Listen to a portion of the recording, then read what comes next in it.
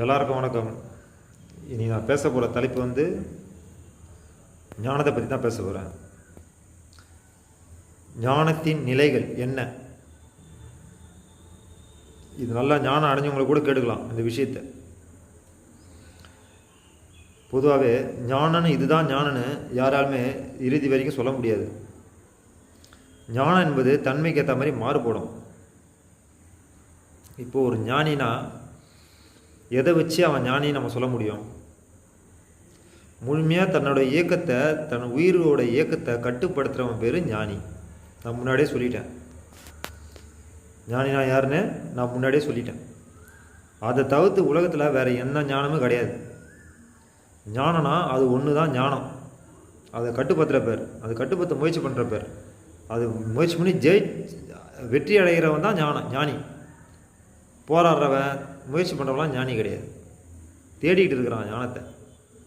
அப்போது ஞானம் என்பது ஒரு தன்மைக்கு ஒவ்வொரு தன்மையாக ஒவ்வொரு நேரத்துக்கும் ஒவ்வொரு காலகட்டத்துக்கும் உணர்வு நிலை மாறும்போது, எண்ண நிலைகள் மாறும்போதும் நமக்குள்ள உணர்வுகள் மாற்றங்கள் ஏற்படும். அப்போது ஞானம் என்பது ஒரு குறிப்பிட்ட தன்மை இதுதான்னு நம்மளால் இறுதிட்டு சொல்லவே முடியாது. நிறைய பேர் நிறைய குழப்பத்தில் இருக்கிறாங்க. நான் ஞானம் அடைஞ்சிட்டேன், எனக்கு எல்லாமே புரிஞ்சிச்சு, எனக்கு எல்லாமே தெரிஞ்சிச்சு அப்படின்னு நினச்சினுக்கிறீங்க. அது இல்லை. ஞானம் என்பது நீ ஆரம்பத்தில் கரு உருவாகிறதுக்கு முன்னாடி எந்த நிலையில் இருந்தியோ அந்த நிலையை அடையிறது தான் ஞானம். அதை தவிர்த்து உலகத்தில் வேறு எதுவுமே ஞானம் கிடையாது.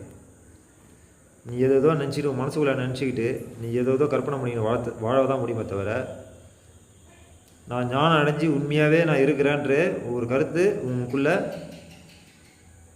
உருவாக வாய்ப்பில்லை.